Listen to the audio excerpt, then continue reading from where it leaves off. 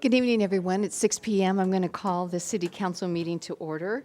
Would you please stand with me to say the Pledge of Allegiance?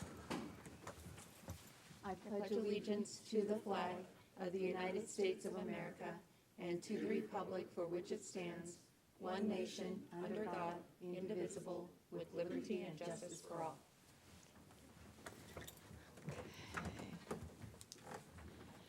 All right, I'm going to do roll call. Councilman Loy? Here. Councilwoman Kesty? Present. Councilwoman Diamond? Present. Councilman Henderson? Here. Councilman Cock? Present. Councilman Burns? Present. And Councilman Lavaca, I'm sure he's going to be, but he is currently not here. On D, we have introduction of a special guest and presentation. We don't have that, but I do want to make the announcement that our audio equipment is currently experiencing some issues and is not working properly. So for those who are online, they are not able to hear what we are saying. And we express our deepest apologies for that. But we are working on it and hope that come next Wednesday, everything will be fixed and restored.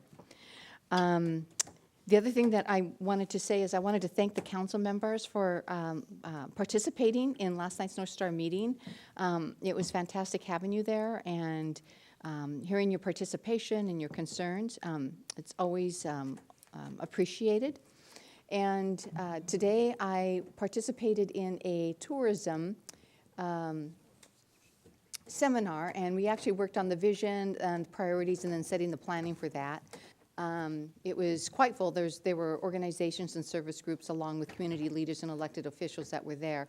There's going to be 3 more events. They are all day long from 9 to 4. And my intention is to send those out so that if any of the council members want to participate, they can. The next one will be in Sedro-Woolley on the 21st. No, I'm sorry. The next one will be in Burlington. And I'm not sure about the date, but it's the week before the one in Sedro-Woolley. The one in Sedro-Woolley will be on the 21st. And then there will be one, I believe, in November, the 4th and final one. So I'll get that mailed out to you. Look for it in your email. 2 other things. I know that it's been a concern regarding the senior center and that they were going to close the program and the Meals on Wheels. And there was a letter that was sent out and signed by the commissioners that said that they're no longer going to provide the senior center program, the services, effective July 1st, 26. However, they intend to sign a 6-month contract with the Northwest Regional Council, NWRC, for senior nutrition program, and that'll start January 1st, 26, and will conclude June 30th, 26, and then they will continue on with the current program. So that's where it stands right now.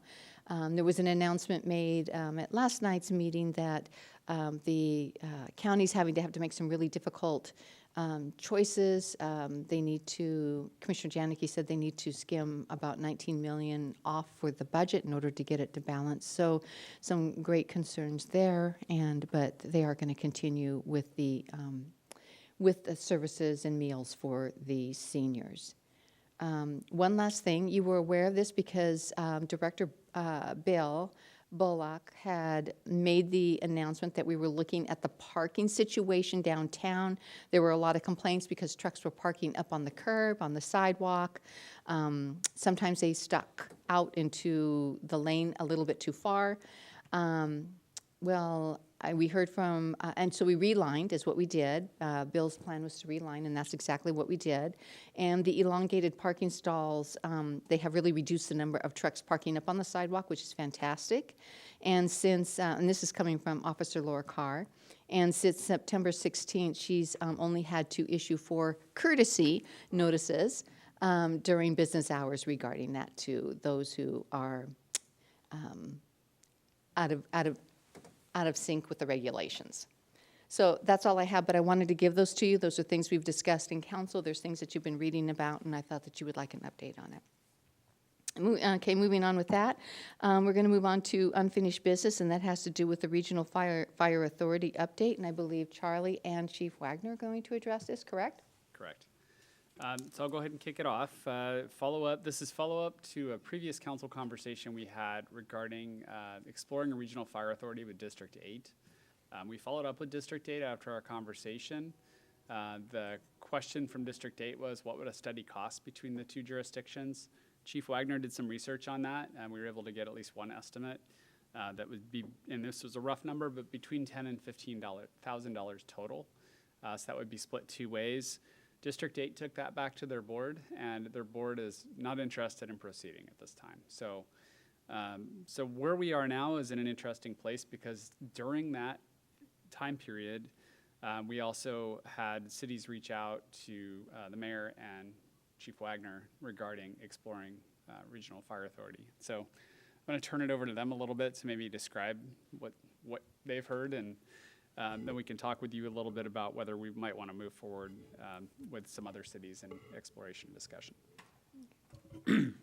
I think from my standpoint, when we were doing the contract with District 8, it was always part of that as soon as that contract was done, we would circle back and visit this. And the assumption was that both parties were going to be on the same page of moving forward, and it kind of made the most sense in the knowledge that we currently have with fire authorities as far as sharing boundaries and having a city needing a district to be a part of that. And with our relationship over the last 40 plus years with the District 8, it kind of made the most sense for us. Now where they are with not wanting to move forward at this time anyway, it kind of puts us in a spot of, is this what we want to do? Is it feasible? What does it look like? I think from our standpoint, this is something that's ever changing all the time as far as, what are the pros? What are the cons? What are the costs? What do we do for the tax rates? We just did a levy lid lift to provide the fire protection for us.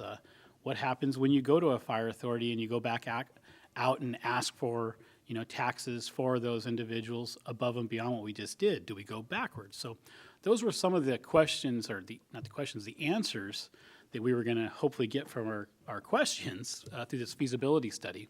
And now with Mount Vernon having their issues with budget, they're looking for something to do, because they're kind of like the county. They're hurting with funds, and what are they going to do moving forward? So I know that I've been kind of asked as far as what are our thoughts, nothing more than that. So I don't really know where Mount Vernon and Burlington currently are, other than it's one of those things of everybody's kind of wanting to answer some of these questions. If it's right for them, if it's right for us. I know in my conferences and stuff that I've been to, I'm being told some of these take 2, 3, 4, 5 years to get rolling. So it's not something you can do quickly, and it's not something you ever want to do, from what I'm told, to help with a budget problem. But as far as long-term planning, this is something that I thought was going to be a good thing for us to get through with District 8 and answer some of those questions and see if it's right for us or if it's not, and not be committed any more than that study. So that's about all I know. Maybe you know more, Mayor? Or? I do not. No, I think what I know is what you know. So, right. Okay. All right. Thank you. And that was just an update, so there's no motion. Nothing that the council has to do. Certainly, you can reach out to the chief should you have more questions. Moving on then to new business, and the first item is the agreement with the Skagit Conservatory District. I'm going to pull that. We currently do not have anything to bring forward at this time, so there's nothing to discuss and nothing to decide, so I'm pulling item 1. The next item, 2, is a discussion for future funding for the process of the 1590 operating funding, 1590 capital funding, 1406 funding, and the opioid funding. If the council is comfortable in making plans for a consolidated process in 2026, a motion would be helpful for clarifying that. The majority of council, if they would like to move forward and pursue those in that direction. So with that, I'm actually going to turn this over to Charlie. I know that he has, we've had talks about how to move forward with this. I think he's got a really good plan, and I think he'd like to share that. So we included a lot of background information with this item. We included our current fund balances for all these different funding sources. We just on Monday night, and I know there were council members on the committee, and I believe others watching. Had the 1590 capital funding discussion with that committee that's going to make recommendations to the council. That'll be coming back to you in a couple of weeks. So that's ongoing. We have funded 1406 multiple times with Family Promise, going back to 2023, I believe, was the first contract there. We have spent opioid funding once on a K-9 unit, so we haven't done too much with that. The One Washington MOU was attached to this, and the One Washington MOU requires us to have a funding process available to the community. So at a minimum, we're going to have to do that and have to do it relatively soon. We've been honestly just busy with all these other funding sources and haven't had a chance to really get our arms around opioid funding. As you know as well, you've got a county request to potentially provide 80% of those funds to North Star. Actually, the chiefs are prepared to speak a little bit to, I think there was a question about what are local funding options for that. So they're prepared to speak to that tonight. And the One Washington MOU has the long list in Appendix A of items that those funds can be spent on. And if you go to the first responder section, it tells you a few things, but then it sends you to like 5 other sections. If you follow all that, you will come up with some idea of how we can spend the funds. That's what we did with the K-9 unit. We followed it all the way through, and really we need to find like a line item that's something we can tie it to. And the key thing is that some kind of nexus to the opioid epidemic. So K-9 unit, sniffs drugs, that was the nexus. So that's where we went with that. So that is somewhat of a new discussion, but 1406, we spent some of it. 1590, we did operating funds on 1590. We have had 3 contracts out. 2 of them are still active. One with Family Promise, one with YMCA, and the one with Helping Hands is closed out at this point. And it's becoming winter again. I know Helping Hands, is interested in kind of trying to spend those funds during the winter. So that's one thing to keep in mind with this discussion, that my idea would be somehow find a way to consolidate all these funding processes so we do one ask a year if possible. And if not, try to minimize it to maybe the smallest number of asks we can during the year, because what we've been doing to date, and it's just because we're getting into all this stuff for the first time, is people have come forward or agencies have come forward. We've tried to create processes, or in some cases have just provided funds. But what we're ending up with is sort of this long string of contracts, and we want to make sure that we've got a funding process that's kind of fair and equitable to various agencies. And I think from the city's perspective, we also want to be really strategic in what we fund. And it's harder to do that when you're kind of moving in a variety of different directions. So the idea I have is, and I propose doing this during the fall. It may not work, it may work, but we can talk about it tonight. Would be to try to put all these together, try to create one simplified process where a lot of the information we need for any of these funding sources is similar, and these are pretty similar funding sources. They have their nuances. We could break it all down in kind of one application for folks, and they would check off which funding sources they're applying for. In some cases, they may go for both 1406 and 1590. They might be able to combine those funds if they're doing operating projects. So there could be some interesting combinations that come out. There may be ways to mix opioid funds with 1406 funds. There are a lot of things where you can fund drug-related services, for example, with I'm pretty sure 1406 and definitely 1590 operating. So there are a lot of interesting combinations that could come out of this type of approach. If we put the 1590 capital into that, that is the most intensive thing that we do. And that's going to be a little bit longer application, but it could still be a part of the same one. And if they checked off 1590, they would just have more to fill out for the 1590 capital. So I wanted to get this idea in front of council and just have a discussion with you tonight and see how you were feeling about that type of idea, that type of concept, and get some feedback, and then we can go from there.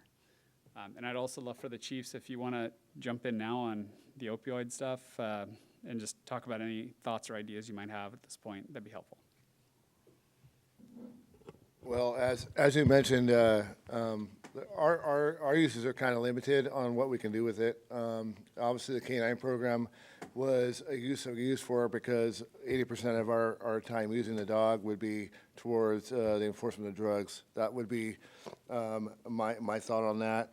Also, naloxone, Narcan, that'd be used, but we don't currently have a need for it. We are supplied it right now, and we have a supplier for that. Right now, looking towards North Star, I think that I would support that effort as far as moving the funds and still remain a little balanced for if we need a canine in the future and such. I would definitely be in support of that.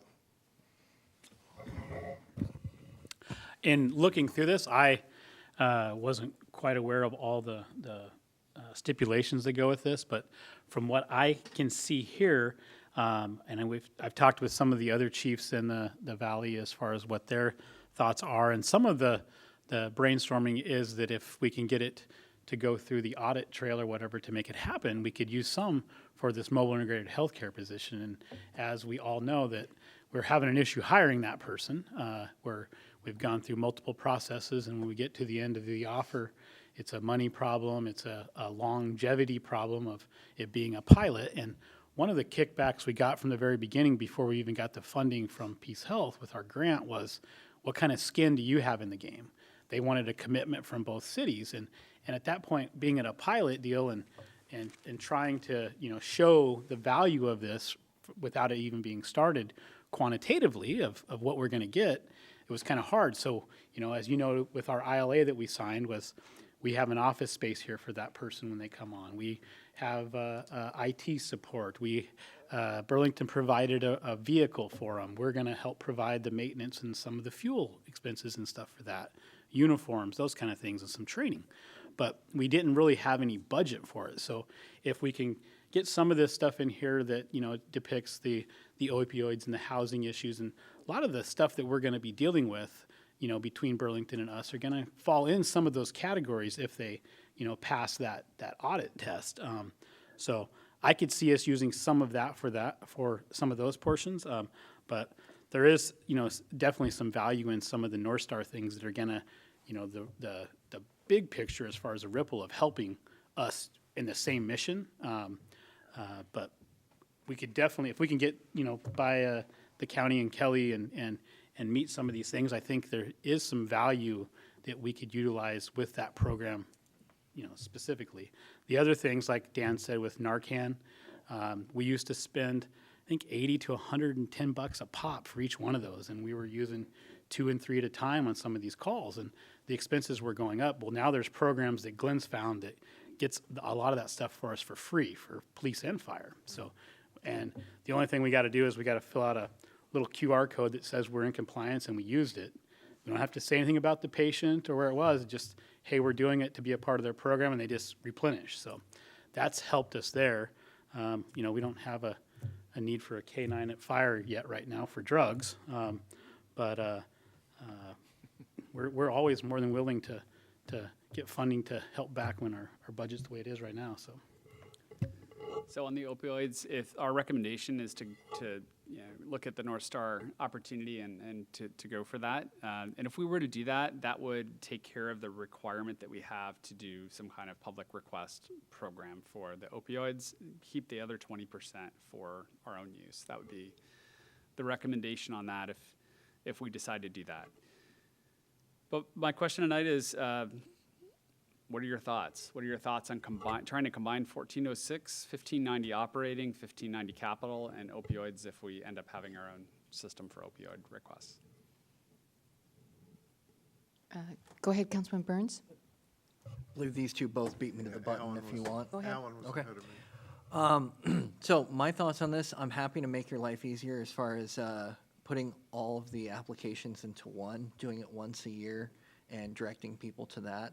I think that is a good way to do it so that it feels equitable to anyone who's coming forward for this. If they miss the window, they miss the window. They know when it is next year and they can prepare. Before hearing all of you talk about the opioid funds, that was the one that I had kind of set aside in my mind because I think about the Star Center and making sure that people who walk out that door don't immediately relapse or just walk out the door with absolutely no idea where they're going, what they're doing. If we can use these funds to help, especially people who are recovering, remain in recovery and get back on their feet in any way, even if it's working with the mobile integrated healthcare unit, anything that we are allowed to do with these funds, I'm open to doing in that way. If it's going to North Star and asking them to follow through with that so we can fulfill the requirements of a public request, I'm game for however we have to work this to help those people.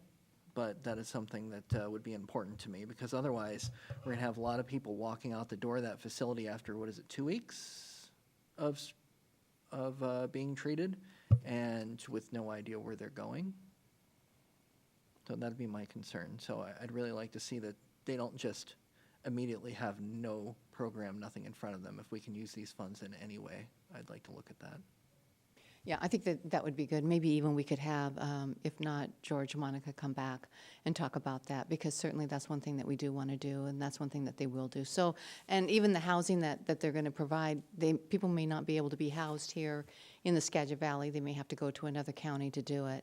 But making that happen so that people get the treatment that they need. So, yeah, it is all part of that. It's all part of the plan. But certainly we can get them back here and talk about that if you wish. That'd be fantastic. Okay. Thank you. Councilman Cock? Yes, I'm in favor of this consolidated approach. It seems more efficient, and it allows you to track, I would think, easier. So I'm in favor of it. I had a question for the chief. I don't know if, the police chief, thanks, Dan. Last night at North Star, they talked about, and maybe this is more of a sheriff's office thing, embedded social workers that go out with the sheriff's office folks, and they wanted more embedded folks, social workers at 911 center.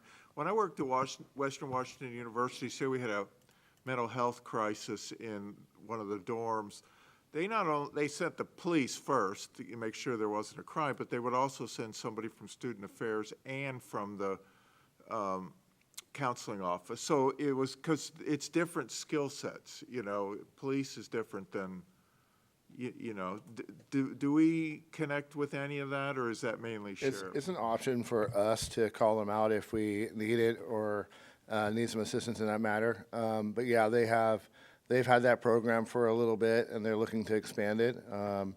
And sometimes they go out the scene, sometimes they're following up on calls for service that need followed up later on, a week, a day, that kind of thing. So. And then in those cases, you have somebody with a mental health condition. I was in our local hospital with a broken hip, and I've expressed to everybody I'm a terrible eavesdropper from my days as a reporter. And I was listening to the patient next to me being treated, and he had an overdose, and he sounded like an older gentleman. And after they had sort of stabilized him, one of the very kind nurses said, where do you live? I live on the street. Can I give you a ride somewhere? No, he just walked out the door, and you guys would probably see him a day later. So that, circling back to the Star Center, to me, is a real asset for our police and emergency folks. So, well, that's it for me. Thank you. I think it's a good idea, Charlie. I'd go for it. Thank you. Councilman Henderson? Thank you. Yeah, I'm in favor of picking a time and doing it all standardized. I see your breakdown from when we do our count up our funds, January to June, and then July to December. So sometime, preferably before the winter time, that we can go through and actually review these RFPs and then get them awarded before a lot of these service-related ones are needed the most in the winter for like vouchers and eviction prevention. And then as far as the Star Center, I would be interested in taking a look at, I think we asked Monica and George for a financial feasibility study of getting it running.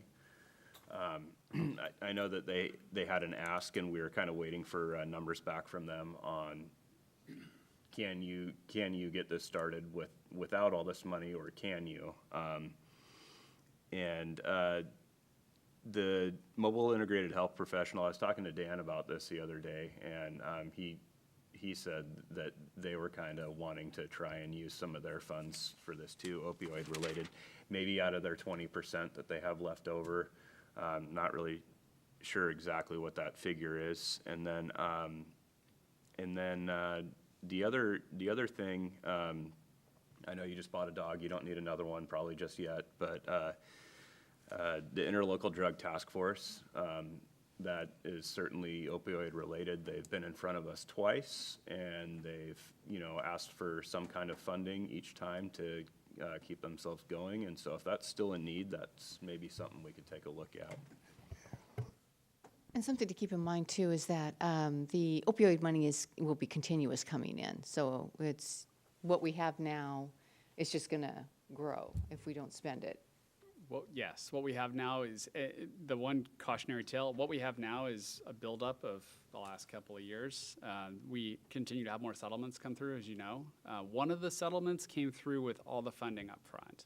So it's a little bit inflated over what I think our actual cash flow will be. We don't have a spreadsheet that models them all. I want to steal one from another jurisdiction because it's a really complicated exercise.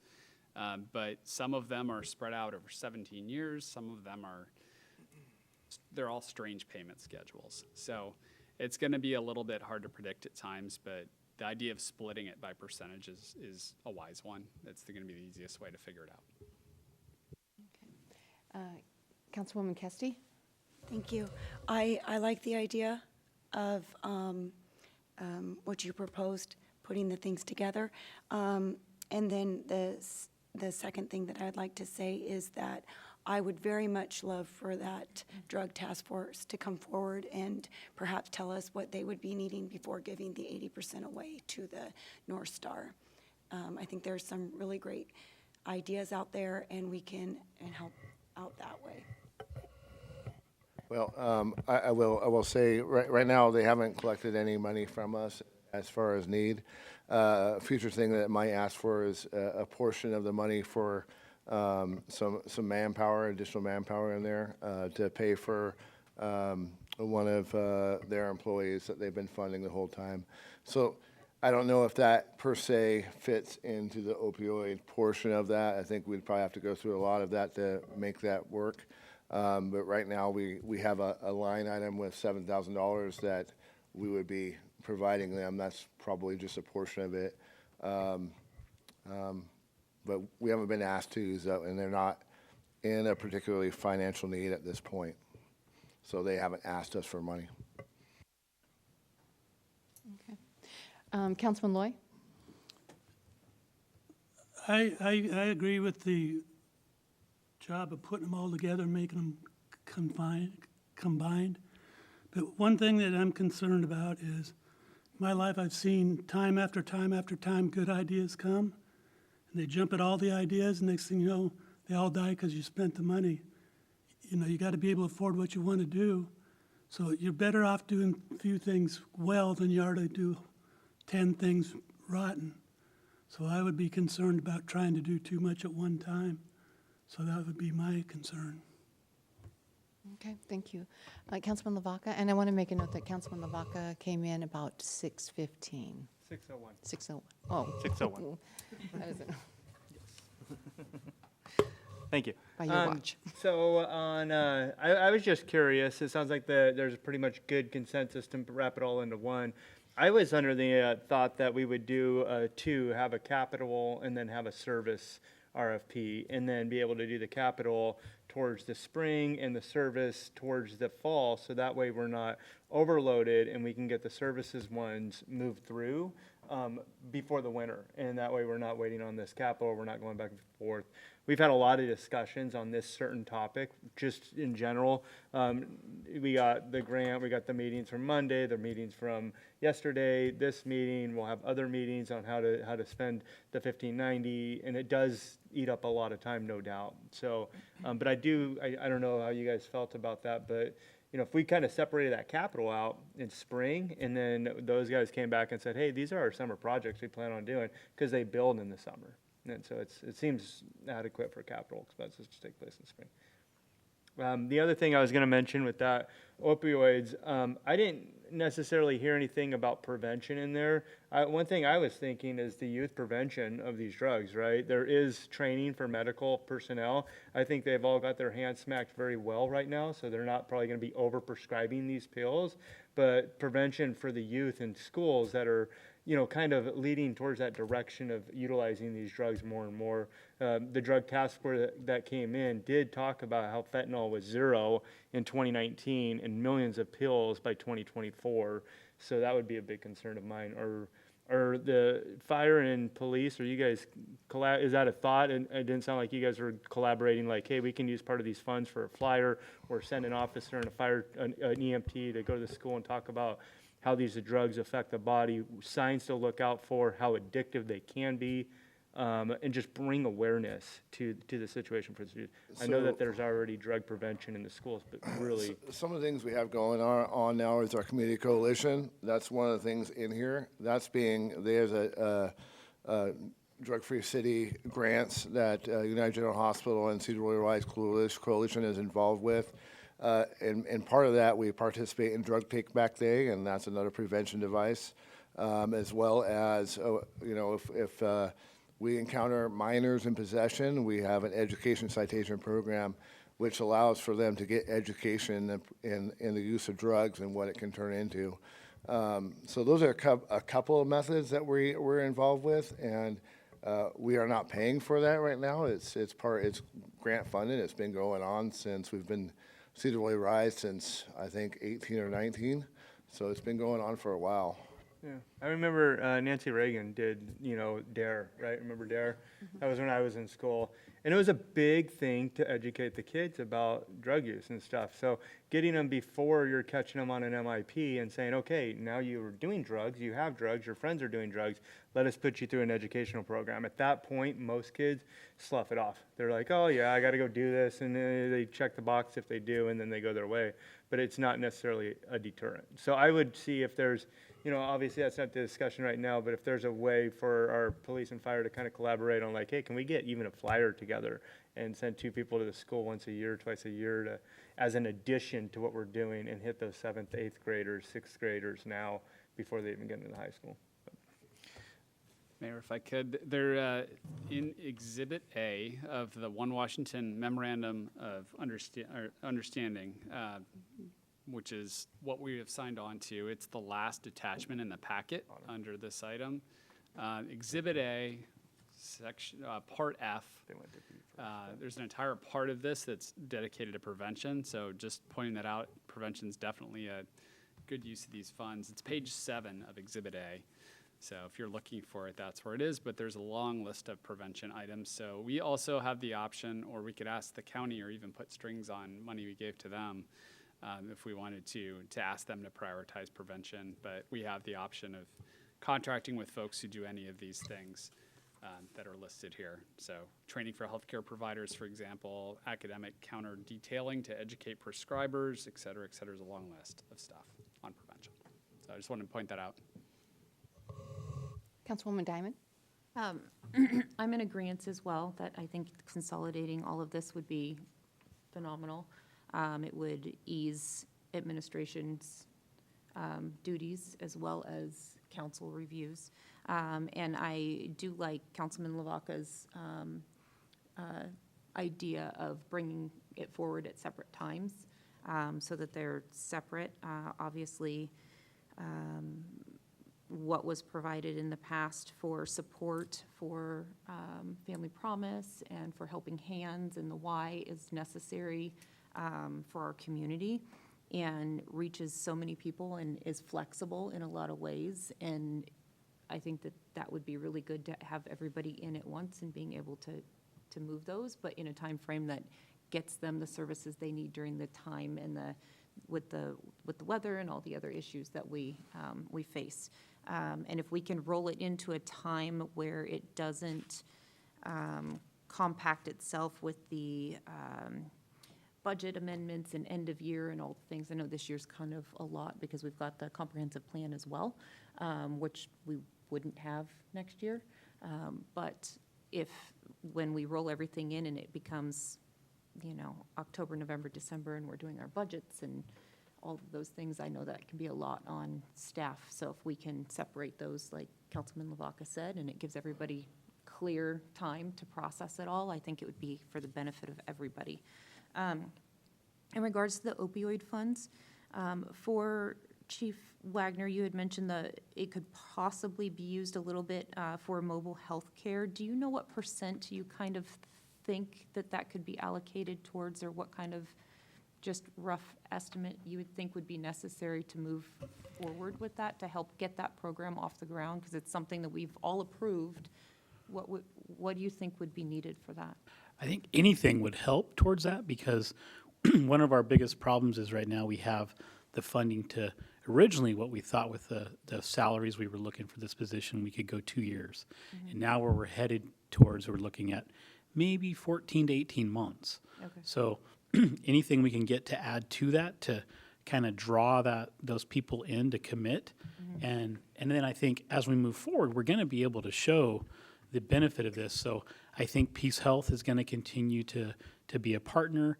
I think we can probably look out to like the ACH and the BHASO to help with some of their grant programs as we get this off of the ground. And then we can retain those folks and hopefully build the program. But I think the biggest thing is being able to say, hey, we want you to leave a perfectly stable job and environment Right. and come to us for a pilot program. It's kind of tough to, even when we get people that's like, they did really well in this process, we do the job offer and then they're like, yeah, we're going to pass. Even though they were committed and they were passionate and they wanted this job, then they move on. So we've got to have something to kind of to show them that we're vested, and we like Peace Health, I think, said was, we'd like to see you have some skin in the game. And I think where we're committed to doing it, we haven't always had that line item to be able to support that. And I think this could help any little bit. Okay. And then it's my understanding, you can correct me if I'm wrong, but so for example, if you have an individual that is in need of detox or any of those, that sort of situation, that person could then go to the stabilization center and is processed through their program. Would that mobile health care person be able to monitor or be a part of monitoring that in collaboration with the county at all? I know that there's separate entities between Peace Health, between the stabilization center. How could that worker look? And obviously, the individual themselves has to kind of agree to be a part of that program, but is that something that could maybe work together? It's something that should work together. It doesn't always work just because of the legalities that go with that. Right. And some of the things that we're finding, like you talk about, I think one of you brought up the crisis response team with the integrated social workers with the sheriff's office. We have these folks, the Sergeant Weed is running this program, and they have a deputy and a counselor that works, in the same vehicle. Well, they have these people they build a rapport with, they get them into the services, and then they disappear. And part of it is once you get in those programs, they can't share information back Right. with that individual anymore, which kind of inhibits the ability to keep, Sure. to help with that rapport and do the follow-ups. And so we're trying to figure out stuff, and that's some of the things we've, what do they call it, the responder task force through North Star. So the sheriff's office, Dan and myself, a lot of the fire departments, the crisis response, the iOS team from Mount Vernon PD, we've been kind of meeting. And so one of the things that we all recognize is we've got to be able to find some legislation and stuff to help us so we can continue that. Because just because we haven't heard from them for 6 months doesn't mean they're not still an issue. Right. And the question is, did they go somewhere else and are they in another program, or are they somebody else's issue? They went to Snohomish County. And we're trying to figure out the release of information so that we can share that. And one of the things that we've got is this new program called Gelato. I think Steve Monrad might have brought it up when we started first looking at our mobile integrated healthcare. And in that system, if you're connected and the right signatures are done in releases, you can at least follow them within our systems, whether it's police, fire, mobile integrated healthcare, anywhere in the county. But depending on who's running that program, whether it's Compass Health or the ACH, sometimes those barriers go up and you can't continue. Right. But we're finding that a lot of them, as they build these rapports with these folks, whether it's through Veterans Administration or Compass Health. As soon as they get out, they call, or sometimes even they're actually reaching out to these embedded social workers and deputies and stuff to follow up why they're in these programs. So it's baby steps. It's definitely not perfect, and we got a lot of ways to go. But the idea would be that they would be able to reach out to all these partners and whether it's the folks out at Helping Hands with their Compass program, whether it's people in other parts of Compass Health or the Anacortes Family Center, to be able to say, hey, this is what we're dealing with. Can you help me with this? I mean, everybody's got kind of their own little niche and knowledge of what they can do, whether it's, we got the people over at the county that deal with the veterans, and we got the folks at DSHS and stuff that have placements for getting them in these rehabilitation centers. Because sometimes these folks, it's like they can't live at home anymore because they can't care for themselves, and they really need to get through those hoops to get into a Life Care or a Country Meadows or the family member that needs to get into an Alzheimer's placement. A lot of the hoops that go with that, not everybody knows how to do, especially with our insurance limitations and the things that go there. There's so many hoops, and people a lot of times we find just stay in their house, not because they want to or they should, but because they don't know how to get through all the red tape. And a lot of these folks working together can help us bridge some of those gaps. So it's a lot of work, but Thank you. thank you. Councilman Burns? How much do we have in the opioid fund right now, roughly? I don't see that in here. It's on the one spreadsheet, and it doesn't jump out at you. It's at the bottom of the 1590 That's probably why I sheet. It missed says it. 102,063. So Okay. $102,063.34 as of when this was produced. So if we were giving 80% away, we'd be giving away we'd be spending 80,000 with North Star if we did that, and then keeping 20,000 for other purposes. Yes, and because some of this is kind of built up, next year it'd be less. Okay. Less retained and less provided. Thank you. Councilman Koch? Just two thoughts. One on, Councilman Lavaca had a very good point about prevention, and I've been involved with several large prevention campaigns, including, well, I won't go through it, but if you want to be effective with young people, you have to use social media. It's the best, most effective way. And Woody can probably tell you that social media use and content development is a fairly unique skill. It's, just because you're doing IT doesn't mean you can do great social media. The other point is with some of this money, I don't know, you already maybe have funding, perhaps our school resource officer, there might be some training they could go through.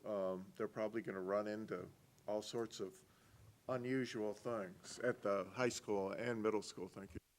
Well, one thing to add to that, I mean, yearly we visit classes and give a little talk with a cop kind of thing and talk about these drug issues and stuff going on, and any questions they want to ask of us. That's one thing we do. And school resource officer, yeah, they would be probably more involved with that, with being a full-time officer there, and with the prevention element. Thank you. Councilman Henderson? Thank you. So entering the opioid funding into this RFP process, there are certain things us as a city would want to use the money for. So would we be limiting ourselves into going through this RFP process like we would if we were applying for something else, like say lodging tax money, where we'd have to go through and apply for it? Would we be required to apply for that, or could we use that with a simple majority vote? We can use that with a simple majority vote and then just leave the remainder of the money for an RFP process if that's the council's desire. That's our choice. Okay. We have two. Okay. Yeah. Okay. Councilwoman Kesty? Thank you. You were talking about skin in the game. Would $80,000 be enough to show that we're for something like that? I just was wondering if that would make a difference for that program. I think anything would be, would show our commitment. And that could be potentially something that we could utilize that money for? Yeah, in all likelihood, yes. I mean, there is a belief that we could do that. We still have to show the tie to opioids, but I think we can show a fairly significant tie in that case with mobile integrated healthcare. And Councilman Lavaca? Thank you, Madam Mayor. With the SRO officer, that should be fully funded through a levy that we had already passed 5 years ago. So we shouldn't need any additional funds for that, and hopefully we wouldn't need to use this funding for that. I would be under the impression because I don't think the discussion is about how the money's spent, especially with the drug opioids, but whether we can loop them all in. But since we're kind of having a little bit of a conversation, that crisis prevention officer would save us a tremendous amount of money in the long run, because we know that 4 people or 40 people generally, roughly cause 40% of the calls. That would see a massive reduction, because the overall budget is about 3.4 million or something like that for the fire department, around there. So if we see a reduction, if we see a reduction in cost in that, then that actually will give its money back in its weight in gold. So if we can even look at even a full fund for that. If we do the STAR unit, I don't know that, and I think we probably could, but go through North Star without losing any, but it would seem like we would just fund that straight to the unit without, maybe losing a little bit towards the admin cost or things like that. I don't think they pull from the city funds for admin costs, that goes through county, but if there's admin costs going or attention that goes to it, or even time, maybe that can be put towards something else if the county's money can be used wiser. As Mayor Julia put it out, they're 20% on their budget. They're 20% less on their budget. If we had a 20% less budget right now, that would be extremely alarming. So we looking at how can we best, allow their resources to be best used if we were just fund straight to the STAR. Just a clarification, if I could, on the STAR Center. So the county is essentially the overseer of the STAR Center, and they're going to have people operating the STAR Center, but they are the entity that we would contract with. But the idea would be, if we're going to provide a payment directly to the STAR Center, I talked with our city attorney about this today, we would do an interlocal agreement with the county and just both agree that all the funds are going to the STAR Center providers, and the county would provide those funds. So we'd be able to track that, but that would be the mechanism. Yeah, That's I think what we're working on drafting up. from our meeting we had even yesterday, there was an interlocal agreement with the North Star. And so that would be, a middle person in that the county would use, that we would use, that other people would use, versus just like the county has that from state funding, but it would seem like it would be something where we can just throw it straight to the county, if that's the case. I don't know, and that's obviously not even this discussion. This discussion is like, should we go 1 or 2 or These something? things are all interrelated. Yeah, they are, for sure, 100%. Okay, thank you. Councilman Cock?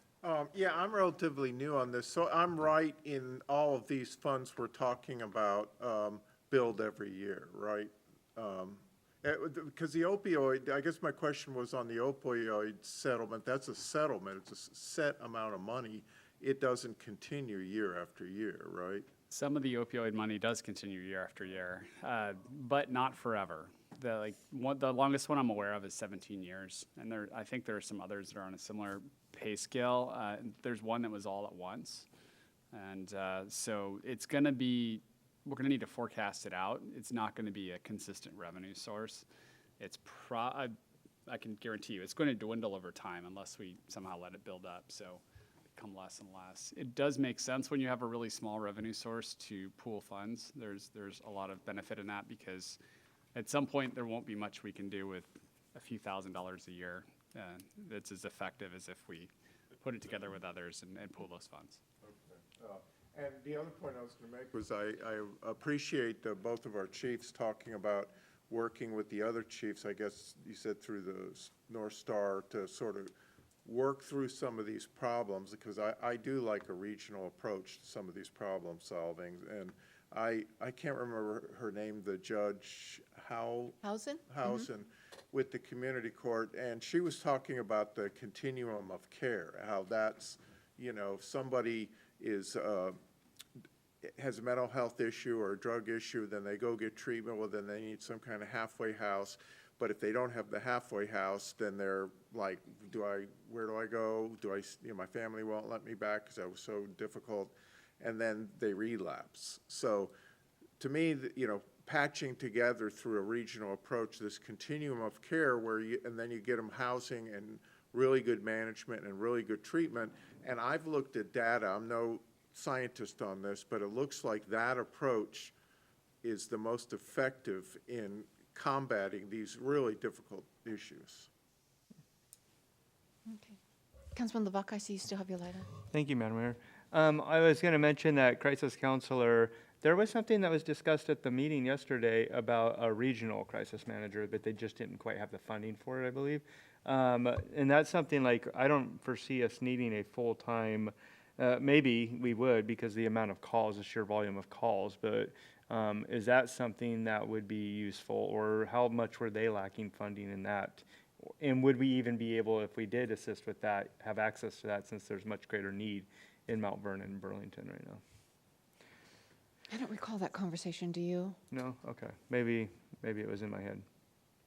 No, not really, but maybe I misinterpreted it. We were talking about the police fund and the tax that they were needing. Lisa was, Commissioner Janicki. And I thought they were talking about a regional officer. Do you remember that? House Bill 2015, I think, was the Yeah, reference it point. was. And and Chief McElraith can talk about that a little bit too. But that was a bill that was passed by the legislature this last session. It's got a couple of different elements to it. One of them is a 0.1% sales tax increase option that is available both to counties and cities, and they can be stacked. It is available for law enforcement purposes, but also available for a bunch of other criminal justice related services. That could be like social workers, embedded social workers, and other things. Potentially could be mobile integrated healthcare as well. The county is planning to move forward to put that in place. We could still have our own discussion about that, and we intend to do that with you at some point. Yeah, we already have, Washington State has one of the highest sales tax in the country, and we've moved to 46th when it comes to business, and when we were at 10 years ago. So I don't know if more taxes would be the answer. But I think that even if we did a local use of that opioid fund for that crisis prevention officer, I think we'd get our money back in a few years. The first year would obviously probably fund the person, and then we can see if it's making sense, and then continue funding it out of savings from the calls in the fire department if needed. I don't think you do save because you still have the same amount of staff, same amount of equipment, all that stuff. But Councilwoman Kesty? Forgive me if I'm saying a different name, but it's the mobile health care worker that you were referring to, right? So would we be able to, before we made a decision, have them come forward and give us a talk again, how much that could make a difference, and if we were able to put that funding to good use and then show everyone else that maybe the others would come as well? Would that be something that we could hear? Or would we not need, so that we could be more informed on how that could? It was just really nice to have, like Rebecca last week, talk about in Family Promise, in YMCA, they talked about the money and what a difference that made. And if we could do that same thing again. I could reach out to Steve over at Anacortes Fire. He's the only one in the county right now that's doing the mobile integrated healthcare position, and see if he would be willing to come back and do his presentation. And what that would mean to him if that amount of money was on the table, perhaps we could do something really great. Yeah. That would be lovely. Could do that. Just a couple of notes on mobile integrated healthcare. There is a grant, right? Peace Health has provided a grant to support, the first year or so of operation. I think the initial goal was the first 2 years, but things have shifted a bit. So it sounds like it's the first year now. If we provided opioid funds to that, it's not going to be it's an ongoing expense. So it's just going to be a stopgap kind of measure. We would still need, if we decided it was a good idea, to look at ongoing funding to support that position. So just caution to the council on that. That's something you want to be very careful about. You talk about having it as a seed source. And we have a grant to help do that.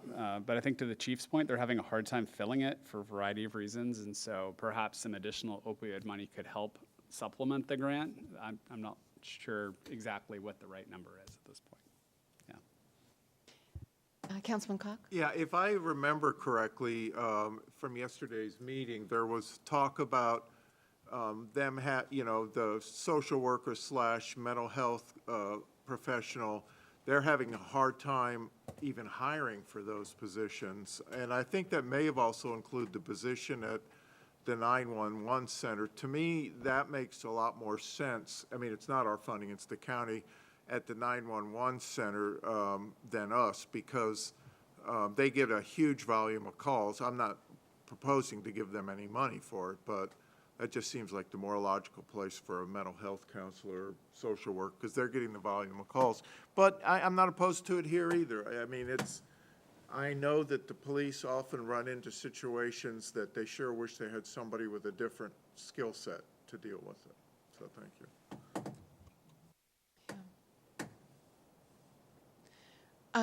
To your point, I do believe Commissioner Janicki did make mention that the 2015 funding could go towards a mental health provider at Skagit 911. Yeah, That would she be was, useful. yeah.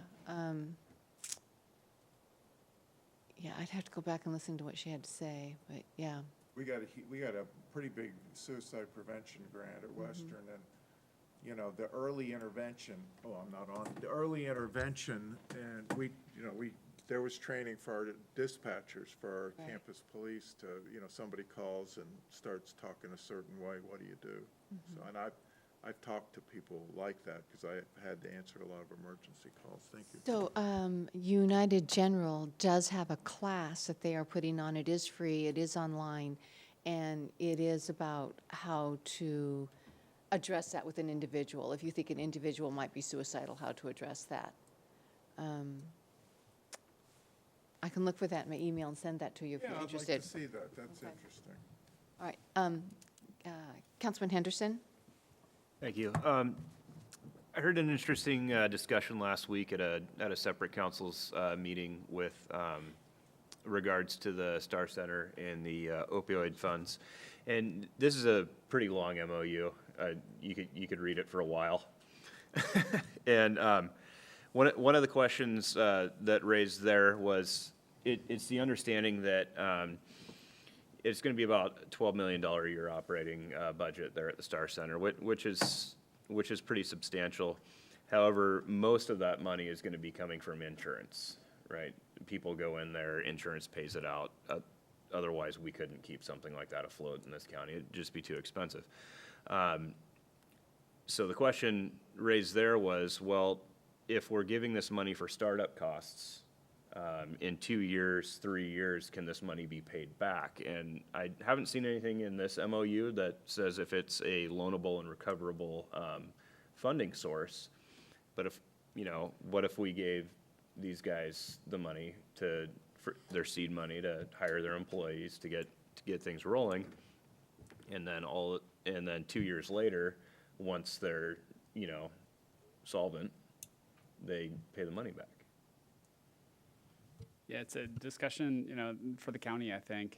It's a question we could ask them when they're here. I can't answer that on behalf of the county because they're in the depths of that project, and I am not privy to all those details. But yeah, we could definitely ask them that. Councilman Cock? Yeah, my understanding is that Pioneer Human Services, which last time I checked is the largest human services provider in the state, is going to be running North Star. They also ran Pioneer Center North for many years, and my guess is they ran it primarily or entirely on insurance for many years. Their CEO used to be a trustee at Western. She said the reason they were forced to move out of Northern State was really the condition of the building. It was unfixable. I think that was the term she used. Councilman Lavaca? Yeah, I just had a question.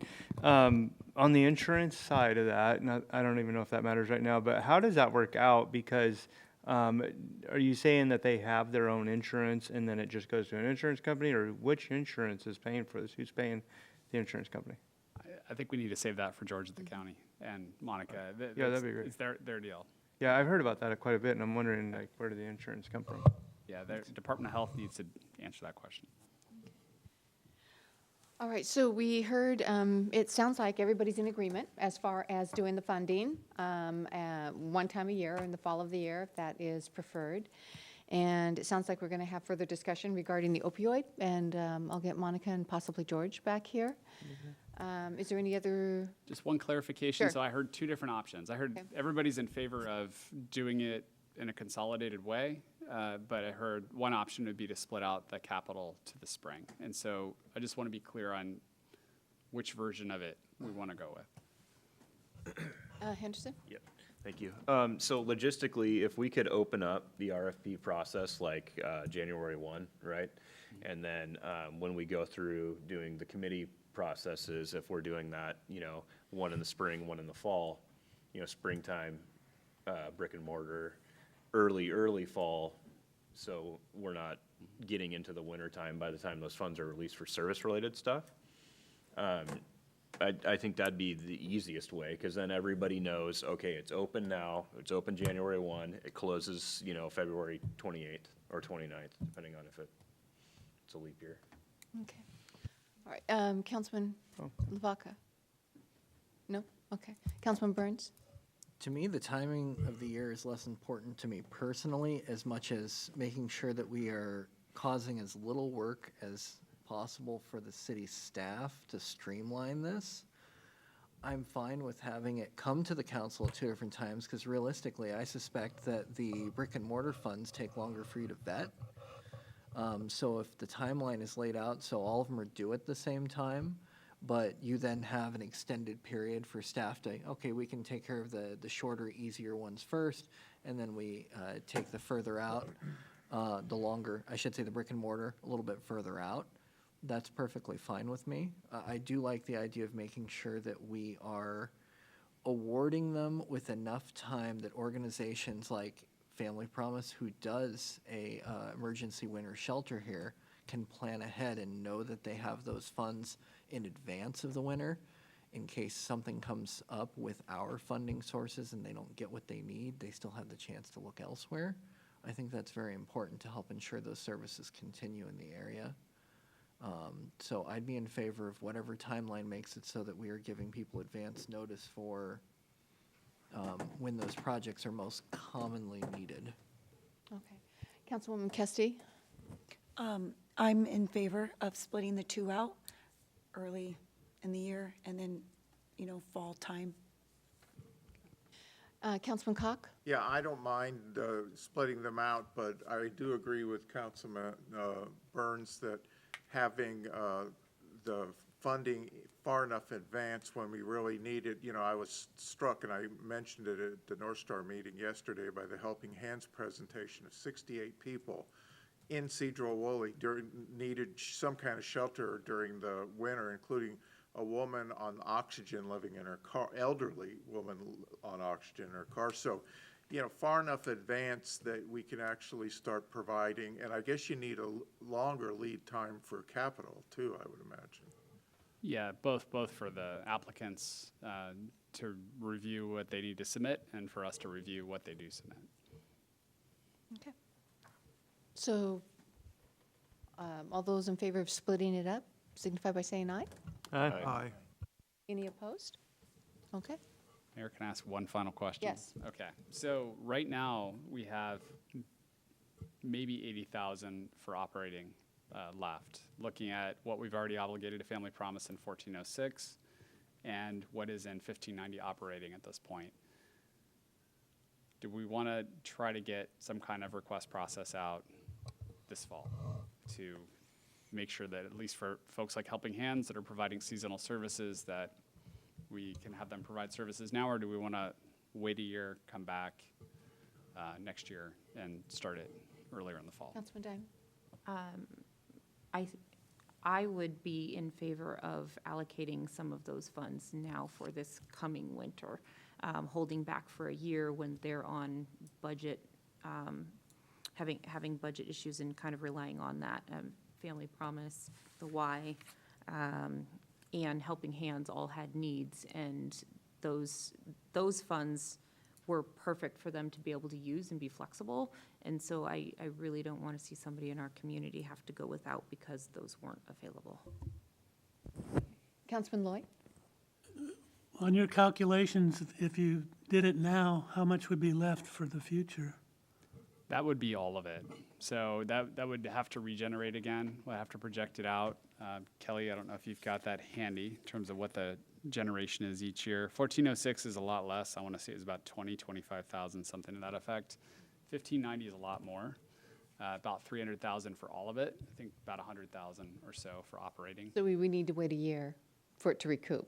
Fully basically. recoup, yeah. So we keep, kind of taking it down. At some point, we have to take a pause.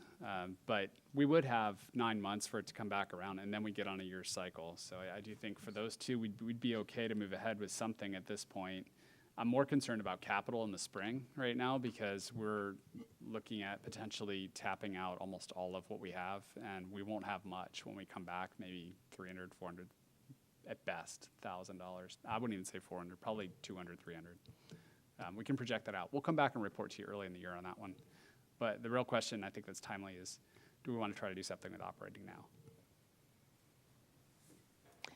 Councilman Lavaca, I'll just Thank you, work my Madam way Mayor. down the aisle here. Yeah, I would definitely be in favor of doing something now. Obviously, when we requested them to come in and saw that they had a need and were able to meet it, we had a large buildup. Going forward, that service fund is only going to be about 120 a year, and plus the 1476. 1406? 1406. Yes. And so that one, obviously, we can kind of base our 80 grand this year off of that going forward almost every year, and still have some left over. So this year we do want to meet that need. Capital there's a big chunk towards the end of this year. And so it seems like we would wait a year almost to build that up and then be able to do every other year a big capital expense project. But we can see what comes forward. Okay. Councilman Burns? I could see a capital not happening yearly, just for the fact of how much we get in. And for the brick and mortar, or not for the brick and mortar, for the operational, definitely yes, for as soon as possible so that we can help local organizations with what they're doing this winter. Okay. Councilman Cock? Well, I get back to the two people, the elderly veteran and the woman on oxygen. They said that their intervention saved their lives. That, to me, that's very important, and I think we should be looking, every winter we're going to have this need. I can't imagine it's going to, there's a lot of good programs in this county that are addressing it, but it's not going away. So I would definitely do the RFP as soon as possible so we can get folks some money to help with that need. Thank you. Okay, thank you. Councilman Henderson? Thank you. So you already have the template basically ready to go, right? We have the one for, we could basically tweak the one that we're using for the 1590 capital, take some stuff off of it, and call it good. Okay, and I wouldn't hesitate releasing that and streamlining it as quick as we can. The capital one, this could be potentially the first time we've used it since that bill is passed. In the future, coming up towards the end of the year. And so that would kind of need to build, but I don't think we should delay on the service-related one. I know we've all kind of talked about how we wish it wasn't a 60-40 split, because sometimes we see a greater need of just getting the service stuff handled, it's immediate money. But yeah, I'm with everybody else. I think we should get that RP out and get it going. Sounds good. I'm going to add 1406 to it as well, and that way people can kind of check either box and potentially pool their funds if they're using something that's eligible for both programs. Okay. All right, so I think that about wraps it up. Any more questions? Okay. With that, we were going to move on to public comment. It is 7:08. We ask that you keep it to 3 minutes. Please state your name and how you are associated with Sedro-Woolley. And it looks like Dan Simmons, we have you coming up.